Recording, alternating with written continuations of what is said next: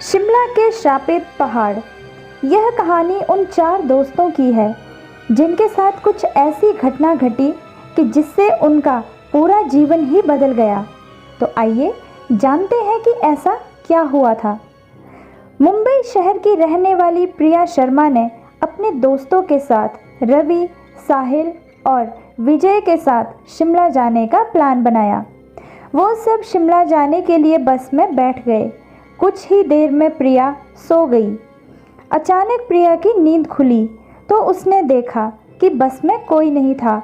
बस का ड्राइवर भी नहीं था। बस अपने आप ही चल रही थी। उसके सारे दोस्त भी बस में नहीं थे। यह सब देखकर डर के मारे प्रिया ज़ोर ज़ोर से चिल्लाने लगी। अचानक उसे लगा कि कोई उसके पीछे खड़ा है। जब उसने पीछे मुड़कर देखा तो वहाँ एक स्त्री बैठी हुई थी। उस स्त्री का चेहरा जला हुआ था। ऐसा लग रहा था कि किसी ने उसके चेहरे पर एसिड फेंका हो। ऐसा भयंकर चेहरा देखकर प्रिया ने चिल्लाना शुरू कर दिया, बचाओ बचाओ बचाओ। और अचानक प्रिया की नींद उड़ गई। वो एकदम डरी हुई और पसीने से पूरी भीगी हुई थी।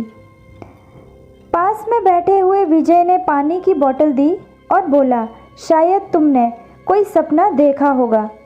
थोड़ी ही देर में सब शिमला पहुंच गए और एक होटल पर रात बिताने के लिए गए। दूसरे दिन उन सब ने साथ में मिलकर होटल के पास वाले पहाड़ पर घूमने जाने का नक्की किया। करीबन आधे घंटे में वो सब पहाड़ की सबसे ऊंची शिखर पर पहुंच गए। वहीं से नीचे देखने पर घने पेड़ पौधे काफ़ी सुंदर दिख रहे थे। अचानक साहिल चौंक गया और बोला, नीचे देखो, कोई खड़ा है, लगता है कोई स्त्री है। विजय और रवि भी देखने लगे लेकिन उन्हें कोई दिख नहीं रहा था और बोले, तू पागल हो गया है क्या? इस घने जंगल में कोई स्त्री कैसे आ सकती है? तुम्हें शायद कोई भ्रम हुआ होगा। उसके बाद वह सब खुली जगह पर चले गए। रात होने वाली थी इसलिए वह सब पहाड़ पर ही रुकने का निर्णय करते हैं। इसलिए उन सब ने वहाँ पर ही तंबू लगाया और खाने पीने के लिए सामान बाहर निकाला। प्रिया की बैग तंबू के बाहर थी इसलिए वह लेने के लिए बाहर गई तो यहाँ पर उसे किसी की आवाज़ सुनाई दी। प्रिया उस आवाज़ की ओर अपनी नज़र घुमाती है तो उन्हें सामने से कोई 3 आदमी आते हुए दिख रहे थे। उनके हाथ में धारदार हथियार देखकर प्रिया डर जाती है और दौड़कर तंबू के अंदर आ जाती है। वह अपने दोस्तों को यह बात बताती है लेकिन कोई उसकी बातों पर विश्वास नहीं करता। प्रिया चिल्लाकर बोली, आप सब पागल हो गए हो क्या? कोई भी मेरी बातों पर भरोसा नहीं कर रहा है। चलिए मेरे साथ बाहर, मैं आपको बताती हूँ।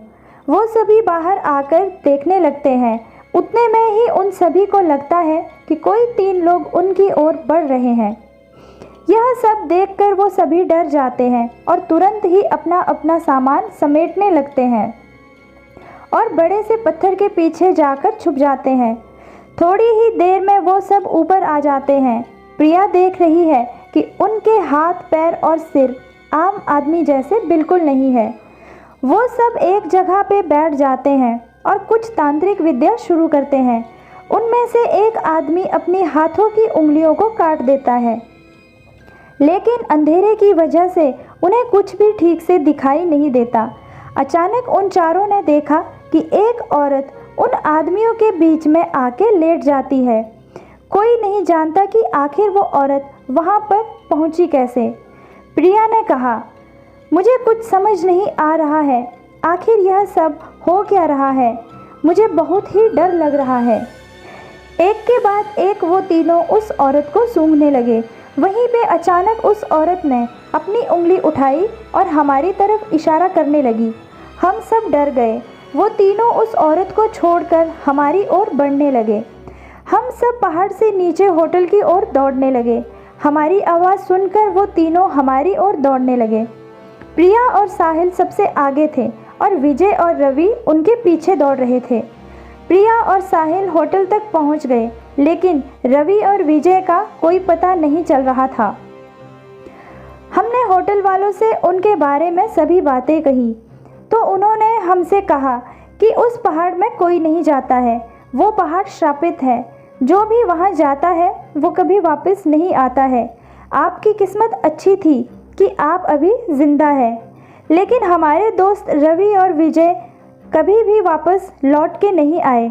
हमने उन्हें ढूंढने की बहुत कोशिश की, पुलिस कंप्लेंट भी करवाई, लेकिन उन्हें कोई नहीं ढूंढ पाया।